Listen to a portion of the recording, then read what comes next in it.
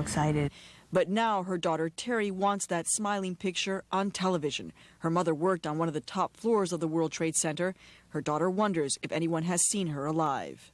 We were interviewed by police detectives, and we had filled out a questionnaire, and it was really like, what jewelry would she have been wearing? Do you know what she had on? Did she have any identifying body marks? Her sister Liz worked in the World Financial Center across the street, but managed to escape. She was supposed to meet her mother that day for lunch. I was just about to call her, and I can't believe it. I don't think it's set in yet. I just feel so powerless, and I wish I could have done something. That same awful feeling consumed an emergency center on Lexington Avenue, where authorities are compiling a list of the missing. It's become a place of public grieving and a place to hope for miracles. He was on 104th floor, Canterford Street. We've gone to hospitals. We've called every hotline. They don't know where we can't find him. He's not on any list. So hope is the word, the emotion that keeps these people going.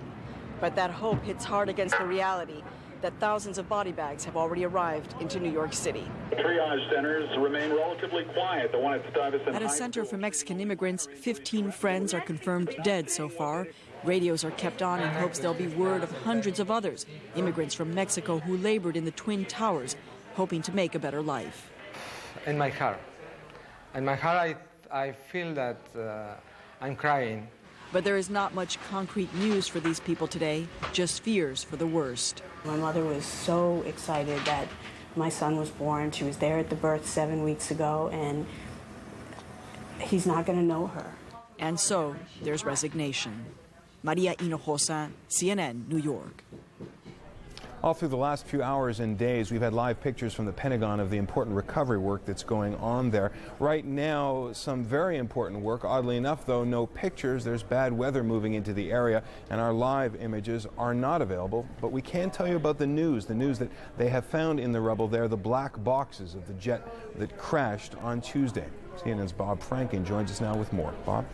Jonathan, the Pentagon is going to be putting out an announcement about that shortly. The sources say that they'll be announcing that about 4 o'clock this morning, which was just a little over 2 hours ago, the boxes were located. They are flight data and voice recorders that were on the American Airlines 757, which was crashed into the building on Tuesday morning. The search for the boxes, the ones that can have such important information, the search was hampered by the fact that there was such a clutter of rubble, as you can imagine, after the huge plane crashed into the Pentagon. We've seen time and time again the gash, the concerns about a collapse, the difficulties in searching, all of that type of thing. But there had been telltale things. We had been told by officials that they had been briefed and told that on Wednesday and Thursday, the identifying pings, as they're called, had been heard by searchers, but they just were not able to get to the area where they felt they were located. They were able to do that at 4 o'clock this morning. Meanwhile, they continue to go through the rubble. They're trying to make sure that every bit of it is in a position where it will not collapse. There was a small fire that re-erupted overnight, very small fire, about 10:30 last night. It was quickly put out. One of the problems they have is that there are still glowing embers. Right now,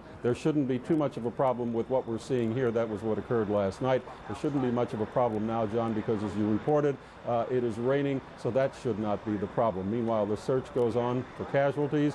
The Pentagon officials are now estimating that there could be 190 who were killed in this. That would include the 64 people who were on that American Airlines plane. In addition to which, there's planning that's going on here. Probably the most notable thing we should mention is that a Pentagon source tells CNN that there are plans to call up as many as 50,000 reservists around the country to supplement the military planning and action and protection that is going on in the wake of the attacks on the World Trade Centers and, of course, here at the Pentagon. And one other thing, the National Day of Prayer will include services here at the Pentagon this morning, services that are very close to home, of course, because of the attack on this building. Jonathan?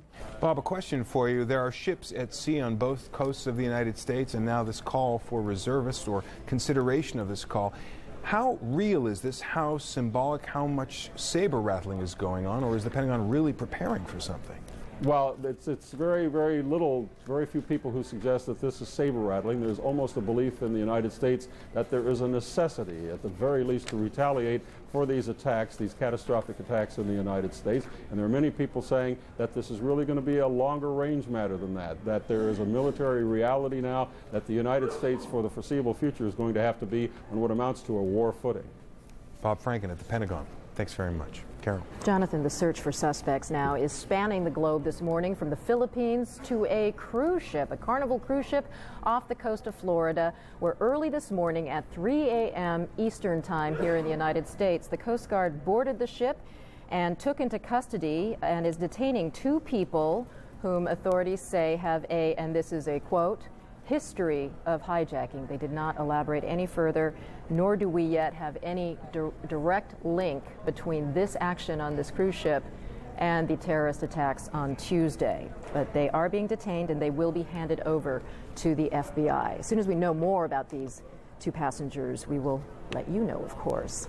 Of course, the FBI is focusing as well their search in the state of Florida, where they are investigating a flight school where instructors are now horrified to learn they may have trained 2 suicide pilots. CNN's John Zarrella spoke to him. Unfortunately, sadly enough, Henry George feels pain, extreme frustration, and great regret. I don't want to believe that what I did made him successful. Last December 29th and 30th at his Opa-locka Flight Training School, George gave 2 Middle Eastern men some basic lessons in a simulator on how to fly a jet aircraft. The 2 men were Muhammad Atta and Marwan al-Shari. The FBI is now combing through apartments in South Florida, checking cars and mailboxes, all linked to Muhammad Atta. Law enforcement sources say Atta is a suspect in the attack, perhaps a pilot of one of the doomed jets. He was listed on the manifest of American Airlines Flight 11 from Boston. Marwan al-Shari, according to German authorities, was also aboard one of the hijacked planes. The story Atta and al-Shari gave their flight instructor was this. They were on their way home, and they wanted the exposure to jet flying, or an introduction to jet flying, because they were hoping to get a job with their airline in their country. George says they mentioned Egypt a couple of times, but generally during the 2 days, they didn't have much to say. No small talk. They were low-key individuals, maybe even call them shy. There wasn't, they were not outspoken, opinionated type people. In all, George says he spent 8 hours with the 2 men. They reserved their lessons with a credit card but paid in cash, $1,500. George says he wishes something about them had been suspicious. He was using his own name. They provide you with credit card numbers. There was nothing that you would make you suspect that this individual was anything but above board. George says they were just a couple of student pilots, and there was nothing special about their abilities. What I can recollect from my memory is that we mostly did turns in a couple of approaches. I don't think we did any more than that. What they didn't do, George says, was practice how to land. John Zarrella, CNN, Miami. New York City is returning to normal, if normal is having the military patrol the streets and the skies. Streets are being reopened, though. Most schools are in session, and even Broadway shows are turning on the lights again. But in the financial district, where the debris and the shock are deepest, stock exchanges will wait a bit longer before opening again. Alan Chernoff has that part of the story. Pointing out that the rescue effort is far more important than trading stocks, exchange and government officials decided to wait until after the weekend to reopen. The right thing to do for America, and certainly for those who are in the middle of this great tragedy that's been so heinously foisted upon us, is to resume trading 9:30 Monday morning. A secondary consideration, telecommunications capacity. Immediately north of the World Trade Center site, the large dark building on the left here is a telecom switching station through which 20% of the exchange's data normally flows. It is now out of commission. The local phone company Verizon is working furiously to rebuild that capacity, and the exchanges plan to test their systems on Saturday. We'll be testing the systems as best we can. Obviously, we want to know what we need to know in order to open the markets at 9:30 on Monday morning. A very different kind of rebuilding involves investor confidence. Securities and Exchange Commission Chair Harvey Pitt is trying to calm investors. This is not an economic problem. It's a physical catastrophe. People are responding to a physical tragedy. That should not in any way, shape, or form cause anyone to believe that there will be something sinister like a Black Monday resulting from the opening of trading. Exchange officials say no matter what the Dow and NASDAQ composite do when the markets reopen, they'll be prepared to handle the trading. Alan Chernoff, CNN Financial News, New York. Even for the business community, it's not just about money, it is about heart, and it is about coming to help and joining a world of people who are contributing and contributing to charity, the business community, and what it's doing. CNN's Susan Lisovich reports. New York's financial district remains shut down, but they are already back in business on this ping pong table 2 miles north. Employees of the consulting firm Cassina can't get to their lower Manhattan offices because the area is sealed off, but they're working in a makeshift office donated by a local business. Obviously, finding space is amazing. 2 days later, we have a new phone number and some space to get back and continue doing what we need to do.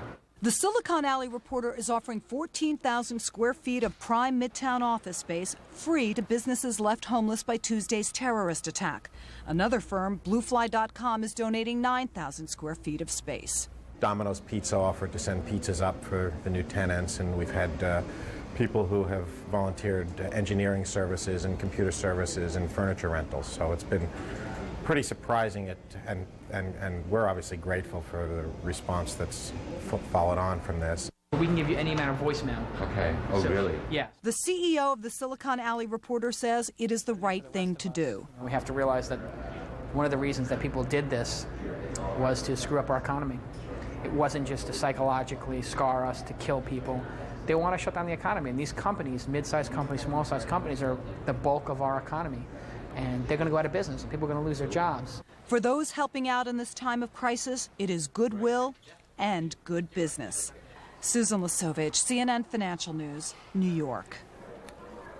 Well, there has been a development in the investigation of the terrorist attacks. The flight data and voice recorders, the so-called black boxes, have been recovered from the hijacked jet that hit the Pentagon.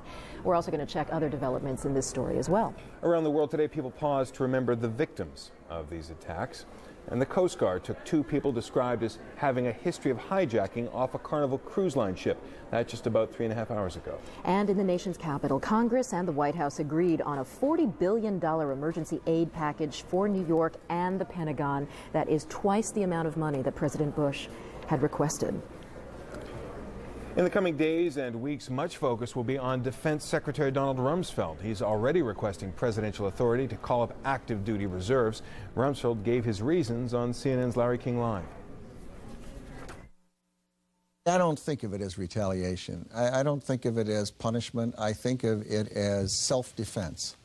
The United States of America has every right to defend itself, and that is what it is about. It is consciously saying that countries and entities and people who actively oppose the United States and damage our interests by acts of violence, acts of war, are our enemies. And they are people and organizations and entities and states that we have every right to defend ourselves against.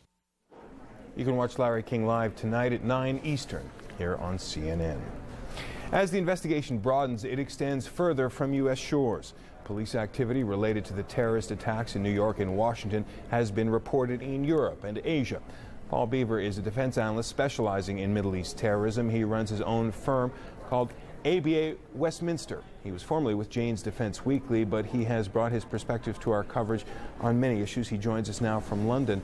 There is an enormous force mobilizing on behalf of the United States. NATO has pledged its support. U.S. ships are at sea and the reserves are being considered. An enormous force. Is it the right force, and what to do with it after these attacks on Tuesday? Well, I think you're right. There is a huge mobilization of military hardware around the world, intelligence sources and resources as well. But this isn't just an attack on the United States, you know. I think those of us in Europe here believe this is an attack on the whole Western way